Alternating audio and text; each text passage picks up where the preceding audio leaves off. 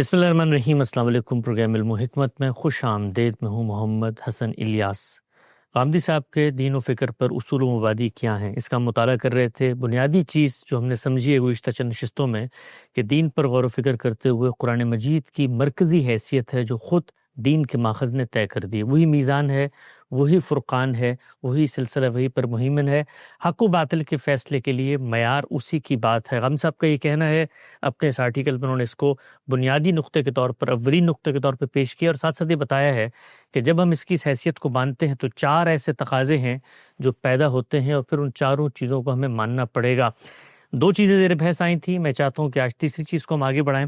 غام صاحب نے اپنی کتاب مقامات میں لکھا ہے، ثالثاً قرآن کی وہ سب آیتیں محکم ہیں جن پر ان کی ہدایت کا مدار ہے، اور متشابہات صرف وہ آیتیں ہیں جن میں آخرت کی نعمتوں اور نقمتوں میں سے کسی نعمت یا نقمت کا بیان تمثیل اور تشبیہ کے انداز میں ہوا ہے، یا اللہ تعالیٰ کے صفات و افعال اور ہمارے علم اور مشاہدے سے ماورا اس کے کسی عالم کی کوئی بات تمثیلی اسلوب میں بیان کی گئی ہے۔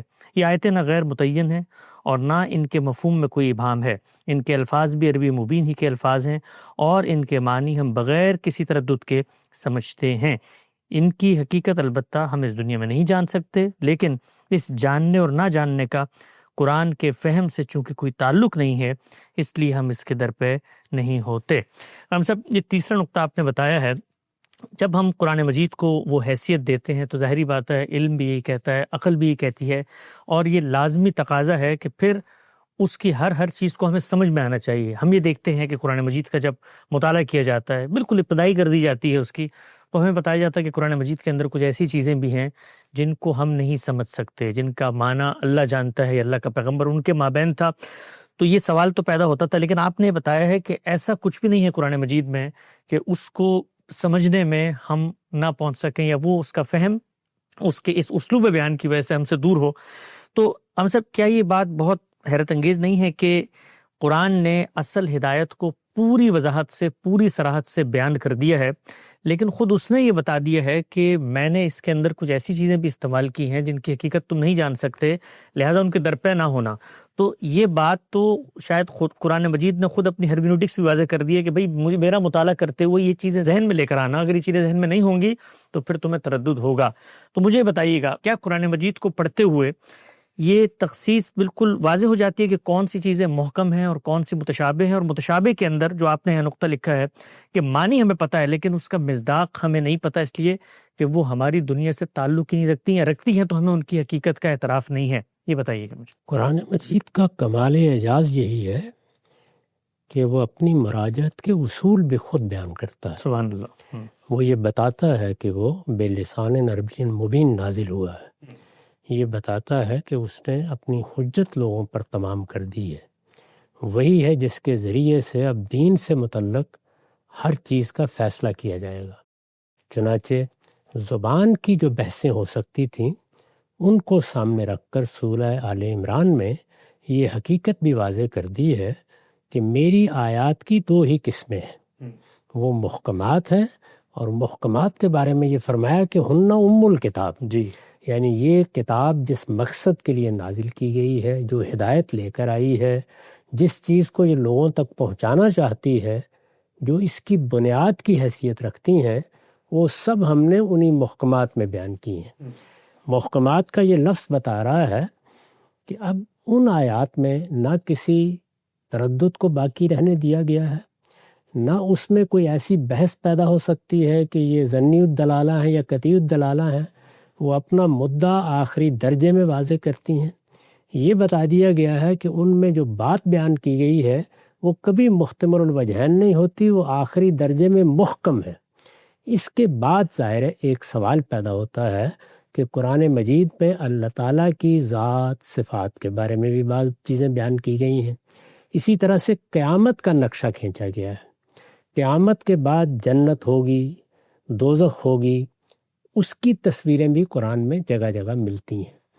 اللہ تعالیٰ قیامت میں کس طریقے سے لوگوں کے سامنے آئیں گے اس کی بھی تصویریں قرآن مجید میں دیکھی جا سکتی ہیں۔ یہ ظاہر ہے کہ ہماری اس دنیا کے واقعات نہیں ہیں۔ انسان کے ساتھ معاملہ یہ ہے کہ وہ جب زبان سے کسی چیز کا ابلاغ کرتا ہے یا ابلاغ چاہتا ہے تو یا تو الفاظ ہوں گے جو اپنا مصداق پہلے طے کر چکے ہیں جی اور یا ان پر قیاس کر کے کوئی بات کہی جائے گی. ٹھیک. اس کے سوا انسان کے پاس ان چیزوں کو بیان کرنے کا کوئی طریقہ نہیں ہے جو نہ ابھی اس کے تجربے میں آئی ہیں نہ اس کے تصور میں کہیں موجود ہے.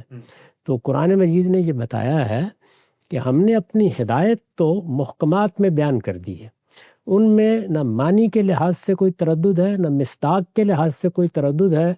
تم ان آیتوں کو پڑھو گے، ان کو ان کے سیاق سباق میں رکھ کے دیکھو گے تو وہ اپنی ہدایت کو 2 اور 2 4 کی طرح واضح کر دیں گے. ٹھیک. یہی وہ چیز ہے جس کے بارے میں نے اس سے پیچھے بھی یہ عرض کیا تھا کہ امام حمید الدین فراہی نے یہ توجہ دلائی کہ قرآن مجید کو جب اس زاویے سے ہم دیکھتے ہیں تو لا یحتمل الا تعویلا واحدا، یعنی وہ ہمیں ہاتھ پکڑ کر اپنے مدعا تک لے جاتا ہے اور اس مدعا میں پھر کوئی احتمالات باقی نہیں رہتے. ہماری طرف سے کمی یا کمزوری ہوتی ہے جو اختلافات کا باعث بن جاتی ہے، یا ہم نے قرآن مجید کے لیے جو ضروری تیاری چاہیے وہ نہیں کی ہوتی، اس طرح قلت علم کی وجہ سے غلطی کر بیٹھتے ہیں، یا تدبر کا حق ادا نہیں کیا ہوتا. ورنہ اللہ تعالیٰ کی کتاب جس ہدایت کو لے کے آئی ہے اس کو بالکل واضح طریقے پر پہنچا دیتی ہے. ٹھیک.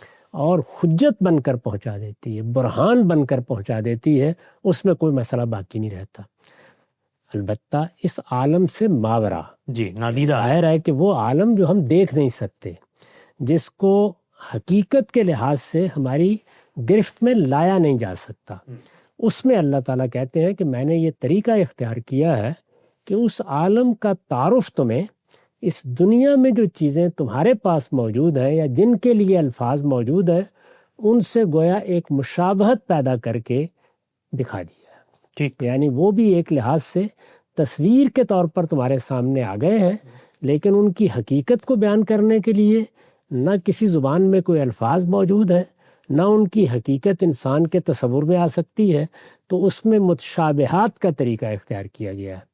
متشابہات کو بدقسمتی سے لوگوں نے مشتبہات کے معنی میں لے لیا، یعنی ان کے معنی متعین نہیں ہو سکتے، ان میں کوئی چیز واضح طور پر بیان نہیں ہوتی. یہ مطلب نہیں ہے.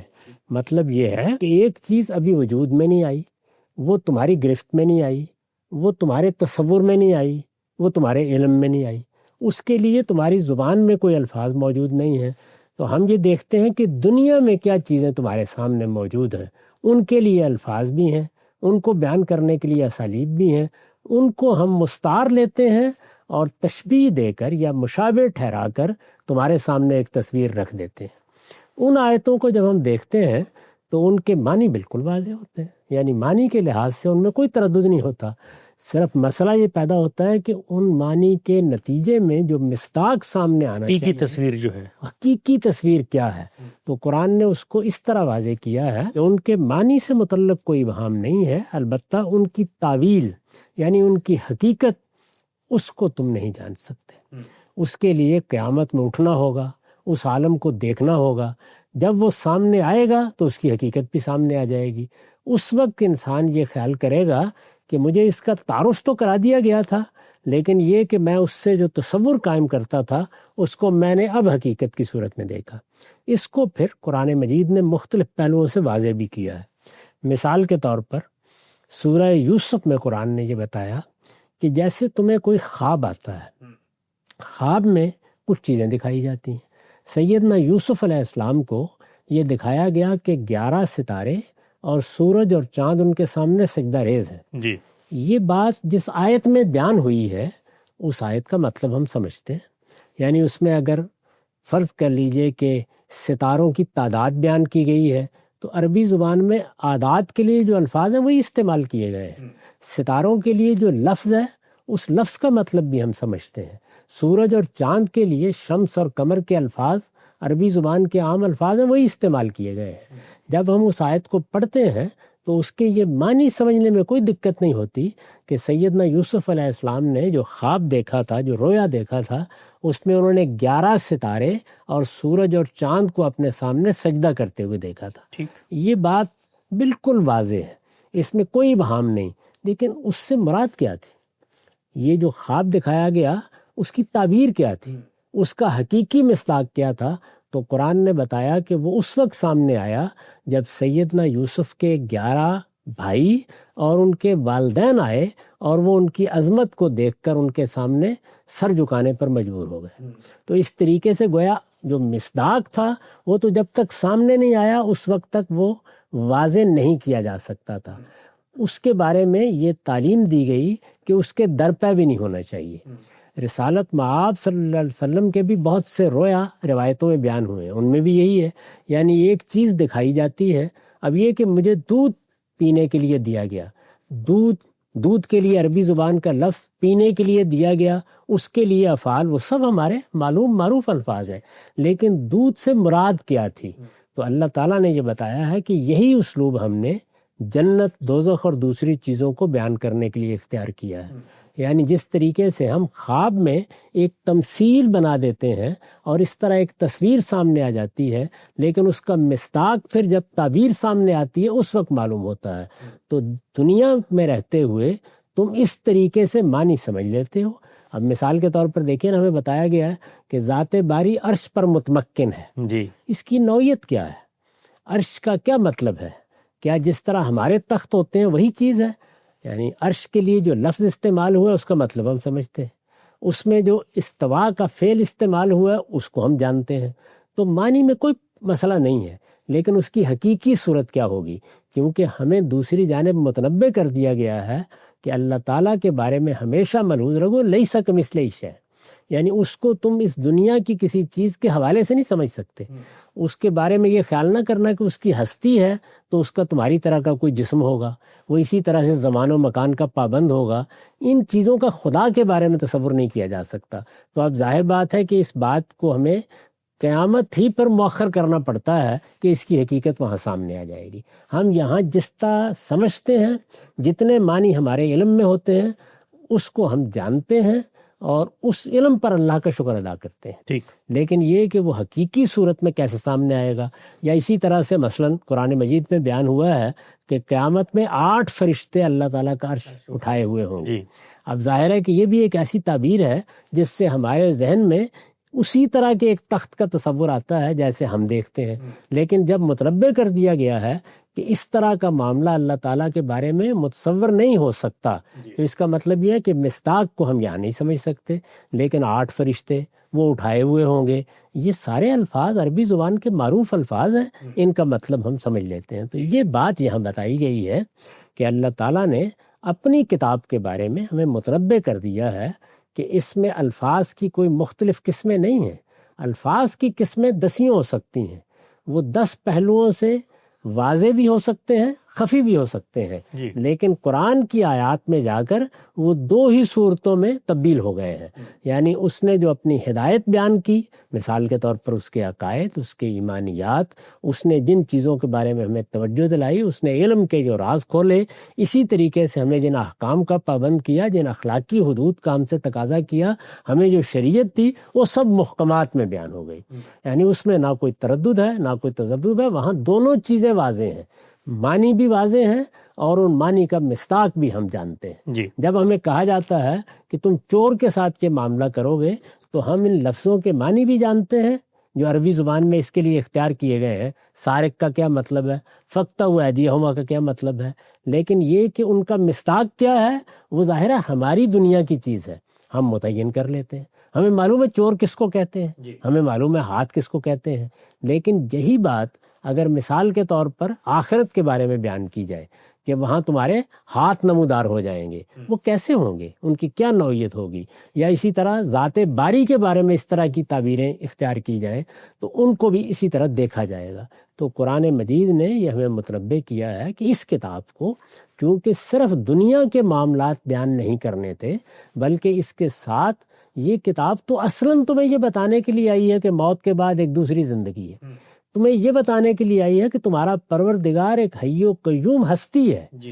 تو ظاہر ہے وہ ہستی ہے، ایک شخصیت رکھتا ہے، تو اس کی ذات کے بارے میں بھی سوالات پیدا ہوں گے، اور اگر قیامت ایک عالم ہے، ایک حقیقی عالم ہے، تو اس عالم میں ہم کیسے اٹھیں گے، اس کی نوعیت کیا ہوگی، کیا وہاں یہی زمین و آسمان ہوں گے، کیا یہی ماحول ہوگا، کیا یہی زمان و مکان ہوں گے، کیا اسی طریقے کی نعمتیں ہوں گی؟ یہی درخت ہیں جن کا ذکر ہو رہا ہے، یہی نہریں ہیں جن کو قرآن بیان کر رہا ہے، یہی پھل ہیں جن کا قرآن نام لے رہا ہے۔ یہ ساری باتیں چونکہ بیان کرنی ہیں تو اس کے بارے میں متنبہ کر دیا کہ یہی، یہ تصور نہ کرنا، وہ دنیا ہے جو تمہارے اس وقت تصورات سے بالاتر ہے، لیکن اس کی ایک تصویر تمہارے سامنے رہنی چاہیے، وہ ہم نے اس طرح سے بیان کر دی ہے۔ تو یہ آیات متشابہات ہیں، اس میں جس غلط فہمی کو مدرسہ فرائی میں پوری طرح واضح کیا گیا ہے وہ یہ ہے کہ محکمات اور متشابہات متعین ہے، یعنی ایسا نہیں ہے کہ آپ کسی آیت کے بارے میں کہیں کہ محکم ہے اور کوئی دوسرا کہے کہ متشابہ ہے، وہ بالکل متعین ہے۔ یعنی محکمات میں ہدایت بیان ہوئی ہے، قرآن مجید کے ایمانیات بیان ہوئے ہیں، قرآن مجید کے اخلاقیات بیان ہوئے ہیں، قرآن مجید کی شریعت بیان ہوئی ہے، قرآن مجید جن دنیوی حقائق سے ہم کو متنبہ کرتا ہے وہ بیان ہوئے ہیں۔ تو محکمات کے بارے میں کوئی تردد نہیں ہے، اور متشابہات صرف وہ آیات ہیں جن میں ذات باری کے بارے میں، ہم سے پہلے کے عالم کے بارے میں، بعد میں آنے والے عالم کے بارے میں جو ہماری گرفت میں نہیں آتا، کچھ حقائق ہمیں بتائے گئے۔ وہ حقائق ہمارے لیے ازدیاد علم کا باعث بھی بنتے ہیں، ازدیاد اطمینان کا باعث بھی بنتے ہیں، لیکن ان کی صحیح تصویر کیا ہے، ان کا حقیقی مصداق کیا ہے، وہ ہم یہاں نہیں جان سکتے۔ چنانچہ وہاں پھر سورہ آل عمران میں متنبہ کیا گیا ہے کہ جن لوگوں اللہ تعالیٰ نے علم میں رسوخ عطا فرمایا ہے، وہ جب ان آیات کو دیکھتے ہیں یا سنتے ہیں متشابہات کو، تو وہ کہتے ہیں کہ ہم نے جس طرح بیان کیا گیا اس کو مان لیا، ہم نے اس پر ایمان قبول کر لیا۔ وہ کبھی ان کے درپے نہیں ہوتے، انہیں یہ معلوم ہے کہ لا یعلم تاویلہ الا اللہ، اللہ کے سوا ان کی تعویل یا ان کی حقیقت کوئی نہیں جانتا۔ یہ تعویل کا لفظ سورہ ظاہر ہے وہاں بھی استعمال ہوا ہے اور یہاں بھی استعمال ہوا ہے۔ تو تعویل کا مطلب ہے مصداق، حقیقت کسی چیز کی جاننا، یہ معنی کے معنی میں یہاں استعمال نہیں ہوا۔ تو اس چیز کو ہم نے واضح کر کے بتایا ہے کہ اس سے قرآن مجید کے میزان اور فرقان ہونے کی حیثیت میں کوئی فرق واقع نہیں ہو سکتا، یعنی وہ محکم ہے، ہر لحاظ سے محکم ہے، اس کی ہدایت محکم ہے، اس نے جو باتیں بیان کی ہیں وہ محکم ہیں، ان میں کسی تعویل کی کوئی گنجائش نہیں ہے، وہ اپنی ذات میں پوری طرح قائم ہے۔ اس کی طرف جب آپ رجوع کریں گے تو اپنا ہاتھ پکڑ کے آپ کو صحیح نتیجے تک لے جانے کے لیے سارے لوازم اپنے اندر رکھتا ہے، اس لیے اس میں کوئی تردد نہیں ہونا چاہیے۔ البتہ جب وہ آخرت کو بیان کرے، جب وہ اس دنیا کی ابتدا کے بارے میں کوئی بات بیان کرے، تو اس موقع پر یہ سمجھ لینا چاہیے کہ اس دنیا کی چیزوں کے متماثل ٹھہرا کر بعض تصویریں تمہارے سامنے رکھی گئی ہیں، یہی تمہارے لیے ممکن تھا، اس علم کو اللہ کی نعمت سمجھو۔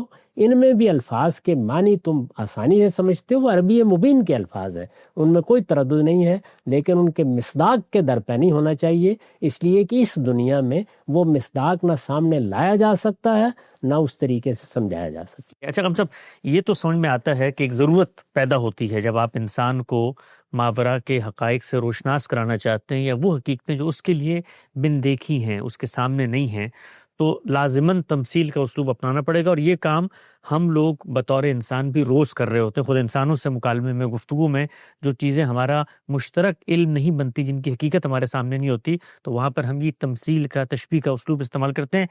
اس کو ایک طرف رکھے گا ہم سب، ایک اور پہلو سے میں چاہتا ہوں ذرا اس پہ آپ کچھ تبصرہ فرمائیے گا۔ یہ تو ایک ضرورت پیدا ہوئی، اللہ نے ماورا کے بارے میں بتانا تھا انسانوں کو، تو انہوں نے متشابہات کا طریقہ اختیار کر لیا۔ ایک اور چیز نہیں ہے جو قرآن مجید نے اس سے ایک سبق دیا ہے کہ اے انسان اپنے حدود علم اور اپنے ادراک کے دائرے کو بھی پہچان، یعنی اتنا زبردست فکری توازن پیدا ہوتا ہے کہ جب ہم محکمات کو پڑھتے ہیں تو اللہ تعالیٰ بتاتا ہے، ہمیں ایک میسج دیتا ہے کہ یہ تمہارا دائرہ علم تھا، تمہاری فطرت میں اس کی بنیاد موجود تھی، اس کی توضیحات، تفصیلات فیصلہ کن مرحلے پہ تم چاہتے تھے تو وہ ہم نے پیغمبر سے دے دی۔ اب یہ جو ماورا کی چیزیں ہیں، یہ جو میٹافزیکل ریئلٹیز ہیں، یہ تمہارے دائرہ علم سے باہر ہیں، چنانچہ اس میں جب میں تمثیل کا اسلوب اختیار کر رہا ہوں تو اس کا مطلب یہ ہے کہ تمہارا علم وہاں تک نہیں پہنچ سکتا، لہٰذا اپنے حدود علم کو بھی پہچانو اور ماورا کے در پہ مت ہو۔ یہ بات آپ نے بیان فرمائی، قرآن نے خود جگہ جگہ متنبہ کر کے واضح کی ہے۔ مثال کے طور پر جب لوگوں نے یہ پوچھا کہ وحی کیا چیز ہے، جی، اب ظاہر ہے کہ وحی اس دنیا کی چیز نہیں ہے، جی، اس میں اللہ تعالیٰ بندے کے ساتھ رابطہ پیدا کرتے ہیں۔ وہ رابطہ کس طریقے سے ہوتا ہے؟ اس دنیا میں جو رابطے کی صورتیں اب ایجاد ہو گئی ہیں، یہ اگر ہمیں سمجھانا پڑتی یعنی آج سے 200 سال پہلے، 400 سال پہلے تو ہم بھی یہی طریقہ اختیار کرتے، اس لیے کہ آج تو ان کے لیے الفاظ وجود میں آ گئے ہیں، یہ انٹرنیٹ ہے، یہ کمپیوٹر ہے، یہ لیپ ٹاپ ہے، یہ فلاں ہے، یہ فلاں ہے، ان سب چیزوں سے اب ہم واقف ہیں۔ ایک لفظ ہم کہتے ہیں تو ہمارا مخاطب اس کو سمجھ لیتا ہے، لیکن یہ چیزیں جب ایجاد نہیں ہوئی تھیں، اگر کوئی مستقبل کا علم حاصل کر کے ان کی تصویر ہمارے سامنے رکھنا چاہتا تو وہ اس وقت جو چیزیں تھیں ان سے مشابہ ٹھہرا کے ایک تصویر سی بنا دیتا۔ جی، تو اللہ تعالیٰ نے بھی بالکل یہی طریقہ اختیار کیا، چنانچہ وحی کے بارے میں سوال کیا کہ اس کی حقیقت کیا ہے، تو آپ دیکھیں کہ اس میں کیا جواب دیا ہے، یسألونک عن الروح، یہ وحی کے بارے میں سوال کرتے ہیں، ان کو یہ بتا دیجئے کہ یہ کیا ہے، یہ امر ربی ہے، یعنی ذات باری کی طرف سے ایک امر صادر ہوتا ہے، ایک حکم صادر ہوتا ہے، وہ اس کے بعد بندے تک پہنچنے کا ایک رابطہ پیدا کر لیتا ہے۔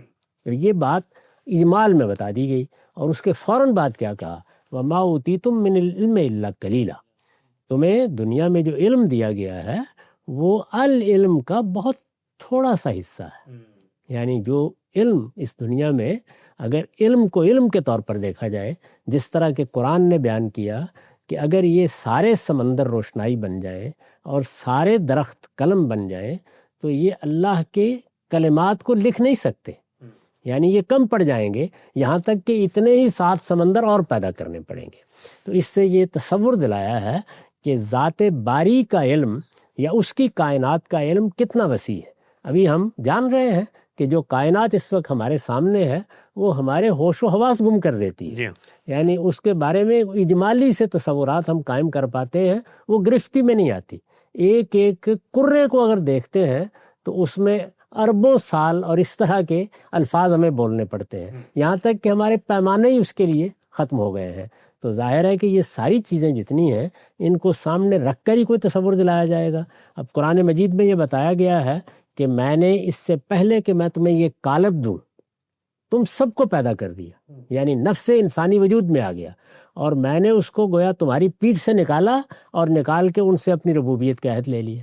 یہ بات بیان کر دی گئی ہے، لیکن یہ واقعہ ہماری گرفت میں نہیں آتا، ہم اس کو اس طرح جان نہیں سکتے۔ ہمارا حال تو یہ ہے کہ خود نفس انسانی جس سے ہم متصف ہیں، جو ہمارے پاس موجود ہے، بلکہ ہم ہی وہ ہیں، اس کے بارے میں بھی ہم کوئی الفاظ نہیں تعبیر لا سکتے۔ یعنی اگر مجھے یہ بیان کرنا ہو کہ عقل کیا ہے یا یہ بیان کرنا ہو نفس کیا ہے، تو میں سوائے اس کے کیا ہے کچھ تشبیہ کے طریقے اختیار کروں گا اور کچھ بھی اختیار نہیں کر سکتا، یعنی اس کو میں گرفت میں نہیں لے سکتا۔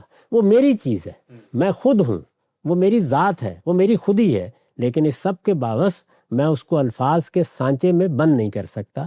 تو اس چیز کی جانب توجہ دلائی گئی ہے کہ اس کائنات کے بارے میں جو ابھی تمہاری گرفت میں نہیں آئی، وہ دنیا جو تمہاری وجود سے پہلے تھی، ظاہر ہے کہ اللہ تعالیٰ کی دنیا مجھ سے تو نہیں شروع ہوئی، اس کو جب ہم بیان کرتے ہیں تو کم سے کم ایک تصویر سی بنانے پہ اکتفا کرتے ہیں، اس سے زیادہ نہ تمہیں بتایا جا سکتا ہے نہ تم اس کا تحمل کر سکتے ہو، اس لیے یہاں معنی سمجھ لو لیکن اس کے مصداق کے درپے ہونے کی ضرورت نہیں، اور مصداق کے لیے تعویل کا لفظ اختیار کیا۔ نقطہ بالکل واضح۔ ہم سب 2 ضمنی توضیحی سوالات پھر ہم اس بحث کو سمیٹیں گے۔ یہ بیان کیجیے گا کہ یہ جو ماورا کے حقائق ہیں، ظاہری بات ہے انہی کو متشابہات میں بیان کیا جاتا ہے اور انسان بھی اسی طرح سے کرتے ہیں۔ میرے ذہن میں ایک چیز آ رہی ہے، گزشتہ دنوں میں نے پڑھی کہ ہندوستان کے بالکل اولین مورخ تھے جنہوں نے لندن کے جا کر سفرنامہ لکھا، تو ہندوستان کے لوگوں کو انہوں نے بتایا کہ ٹرام جو کہ لندن میں موجود تھی اور ہندوستان کے لوگ نہیں جاتے تھے، تو بے عین ہی یہی متشابہات کا تشبیہ کا طریقہ، تمثیل کا طریقہ اختیار کیا، اور انہوں نے بتایا کہ لندن کی گلیوں میں آہنی سلاخیں گڑی ہوئی ہیں اور ان کے اوپر لوہے کے ڈبے بکٹون گھوڑے کی طرح گلیوں میں گھومے پھرتے ہیں۔ تو وہ لوگ جو ٹرام سے واقف نہیں تھے، جو ان کے علم میں چیزیں تھیں اس کی مشابہت دے کر ان کو حقیقت سے روشناس کرایا۔ یہ تو ہوگا۔ اس میں ہم سب ایک چیز یہ کہ جیسے کہ آج کے دور میں الحاد چونکہ حسی طور پر کسی چیز کے مشاہدے کو بنیاد بنائے بغیر اس کے اوپر اعتبار نہیں کرتا، تو ہم نے یہ دیکھا ہے کہ یہ جو میٹا فزکس ہے، ماورا ہے، کچھ بڑے فلسفیوں نے، مفکرین جیسے کہ علامہ اقبال نے اپنے خطبات میں یہ بتانے کی کوشش کی ہے کہ یہ جو ماورا بالکل تمہاری گرفت سے باہر ہے، تو اس کی کچھ ایسی صورتیں بھی ہیں جو تمہارے اپنے تجربات سے گزرتی ہیں، وہی ہی کو سامنے رکھ کے انہوں نے یہ بتایا کہ اس طرح شاعر کے اوپر ایک طریقے کی چیز ہوتی ہے، تو اسی کا ایک اگلا درجہ یا بہت بڑا درجہ، تو کیا یہ طریقہ اختیار کیا جا سکتا ہے کہ ہم لوگوں کو ماورائی حقائق کی طرف توجہ دلانے کے لیے یہ کہیں کہ خود ہمارے مشاہدے میں بعض ایسی چیزیں ہوتی ہیں جو ہماری گرفت میں نہیں آتی؟ اس میں کیا شک ہے، میں نے تو ابھی آپ سے عرض کیا کہ ہم بہت سی چیزیں ہیں جو رکھتے ہیں، خود رکھتے ہیں، ہمارے پاس موجود نفس ہے، عقل ہے، لیکن ان کے لیے ہمارے پاس الفاظ نہیں ہوتے، اور اگر کوئی الفاظ ہیں بھی تو وہ بس ایک اجمالی سا تصور دیتے ہیں۔ آپ لوگوں سے کہیے کہ وہ لفظ عقل کو سامنے رکھ کے ذرا عقل کی تعریف کر دیں تو یہ ان کے لیے ممکن نہیں ہوتا۔ یعنی ہم زیادہ سے زیادہ کیا کہیں گے، یہ کہ عقل ایک ملکہ ہے جو حواس کے ذریعے سے اثرات منتقل ہوتے ہیں، ان کو علم میں تبدیل کر دیتا ہے۔ تو اگر آپ غور کر کے دیکھیں تو اس سے بھی ایک تصویر سی بنتی ہے، لیکن کیا ہم عقل کو دکھا سکتے ہیں یا بتا سکتے ہیں؟ حالانکہ وہ نفس کا ظہور ہے، یعنی ظاہر ہے میرے اندر ایک شخصیت موجود ہے، وہ شخصیت ہے جو میں بولتی ہے، جو اس وقت بات کر رہی ہے۔ اس شخصیت کو میں اپنی ذات کہتا ہوں، لیکن اس کو لفظوں میں بیان کرنا میرے لیے ممکن نہیں ہوتا۔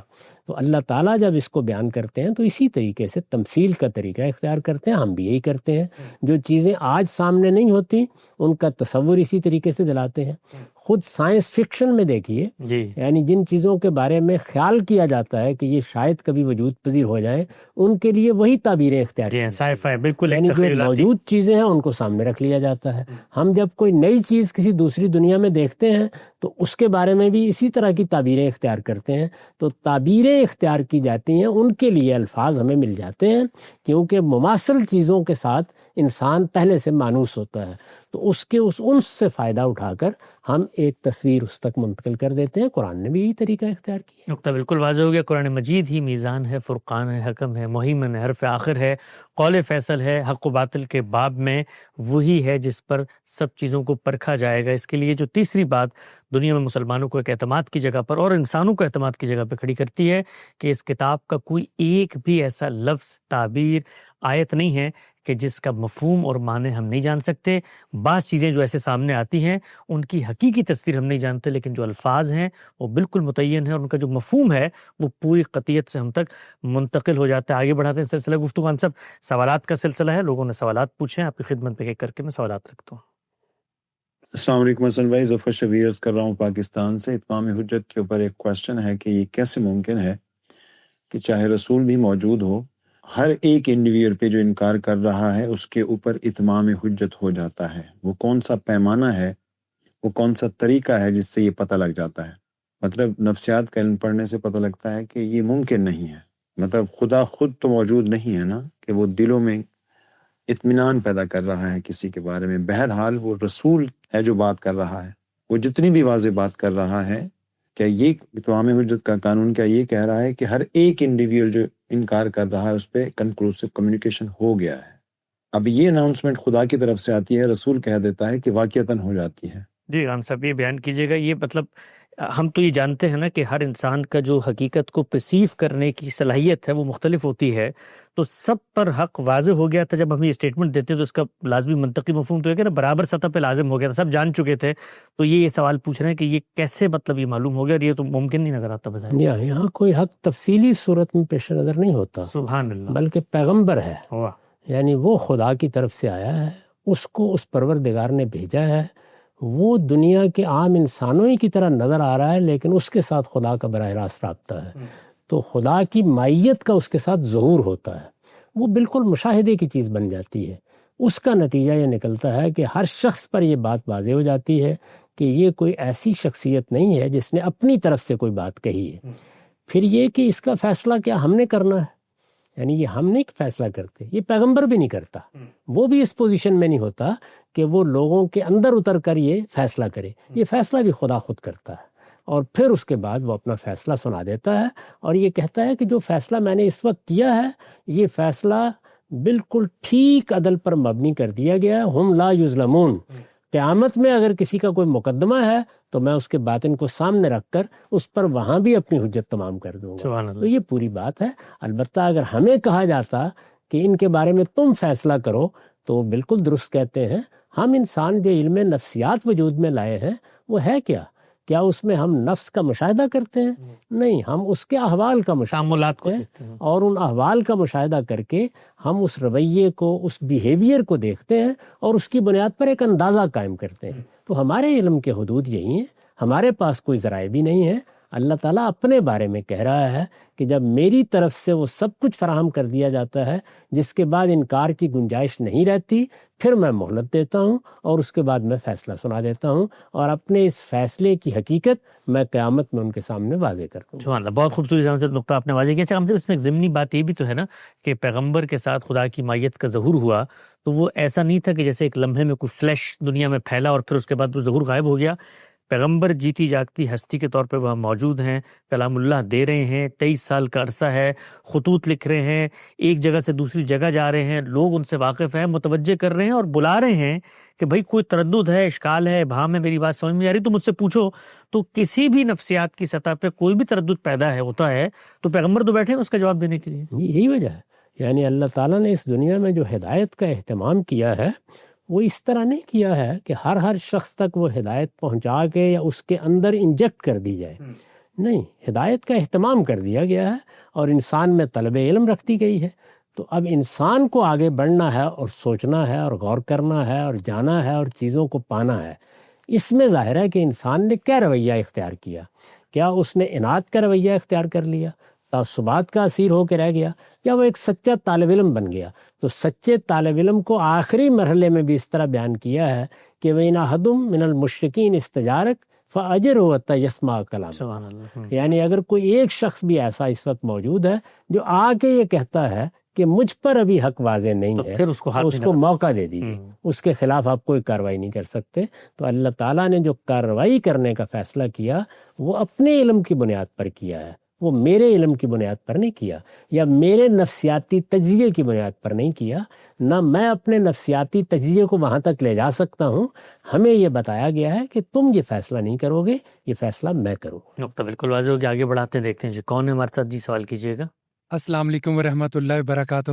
سر احسان احمد بات کر رہا ہوں پاک پتن سے۔ میرا سوال آپ سے یہ تھا کہ فوت شدگان کی طرف سے قربانی، ان کے نام کی قربانی یا رسالت محب صلی اللہ علیہ وآلہ وسلم کی طرف سے قربانی یا ان کے نام کی قربانی، اس کی شرعی حیثیت کیا ہے؟ یہ رسالت محمد صلی اللہ علیہ وسلم کے نام سے قربانی، امت کے نام سے ہم نے دیکھا ہے، یا قوم میں قربانی، اس کی کیا ہم سب دینی شرعی حیثیت؟ یہ قربانی ایک عبادت ہے، یہ نظر کی عبادت ہے، یعنی ہم اپنے جان و مال کی نظر اپنے پروردگار کی بارگاہ میں پیش کرنا چاہتے ہیں۔ ٹھیک، ظاہر جان و مال کی نظر کے مواقع تو کبھی کبھی ہوتے ہیں، چنانچہ اس کو ایک علامت کے طور پر جانوروں کی قربانی کی صورت دے دی گئی ہے۔ ٹھیک، اس سے مقصود یہ ہے کہ انسان کو توجہ دلائی جاتی رہے کہ تم جس پروردگار کے بندے ہو، وہ اگر کبھی جان و مال بھی چاہے تو تمہارا فرض ہے کہ وہ پیش کر دو۔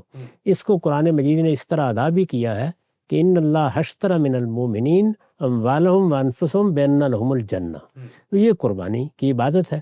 اب ظاہر ہے کہ عبادت ہے یہ، تو ہم بعض موقعوں کے اوپر یہ کہتے ہیں کہ گویا ہم اپنی طرف سے یہ نیکی کا کام کر رہے ہیں تو ہم اس کا اجر چاہتے ہیں کہ فلاں کو بھی مل جائے، فلاں کو بھی مل جائے۔ اپنے باپ کے بارے میں کہہ دیا، ماں کے بارے میں کہہ دیا۔ یہ بالکل وہی چیز ہے جو عام زندگی میں بھی ہوتی رہتی ہے۔ بعض لوگوں میں خواہش پیدا ہوتی ہے میں نماز پڑھوں، میں نفل ادا کروں، میں روزہ رکھوں تو میں ایسا کہہ دوں۔ تو رسالت مآب صلی اللہ علیہ وسلم نے اس کا جواب دیا ہے۔ آپ نے فرمایا تمہیں اس کا اجر مل جائے گا، کرنا چاہتے ہو کر لو۔ تو گویا بندہ جب قربانی پیش کرتا ہے تو اس کو اجر مل گیا، یہ اس کی ایک پاکیزہ خواہش ہے۔ اللہ تعالیٰ اپنے اصول اور قانون کے مطابق چاہیں گے تو اس کا اجر کسی کو پہنچا دیں گے۔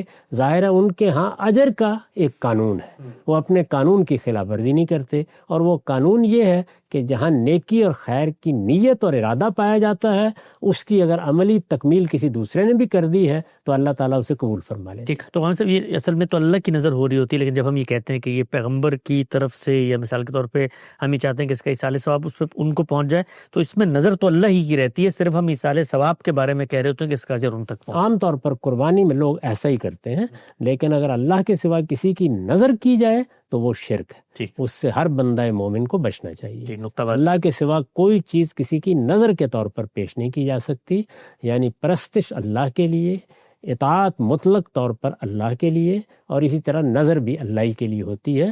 البتہ ایصال ثواب کا لوگ خیال کر سکتے ہیں، اس میں بھی حضور نے بتا دیا کہ جو کرنے والا ہے اس کو نیکی کا اجر مل جائے گا، اس نے تو نماز پڑھی ہے، اس نے روزہ رکھا ہے، اور اگر وہ اس طرح کسی خواہش کا اظہار کر رہا ہے تو اللہ تعالیٰ اپنے قانون کے مطابق چاہے گا قبول کرے گا، چاہے گا قبول نہیں کرے گا۔ توازو ہو گیا، آگے بڑھاتے ہیں جی، سوال کیجیے گا۔ حسن بھائی، میں عفان بات کر رہا ہوں اور میں ادھر یورپ میں رہتا ہوں۔ میں اور میری وائف ہے میرے ساتھ، ہم لوگ جماعت میں نماز پڑھتے ہیں، مغرب کی نماز۔ تو اب یہاں پر عشاء 12 بجے ہوتی ہے رات کے، تو ہم لوگ نماز جمع کر کے ہی پڑھتے ہیں عموماً، مغرب اور عشاء۔ تو ہم جماعت جو ہے، جو ہم آپس میں 2 لوگ کرتے ہیں، وہ مغرب کی کرتے ہیں۔ تو کیا ہم جب نماز جمع کر رہے ہوں تو ہم عشاء کی بھی جماعت کر سکتے ہیں کیا؟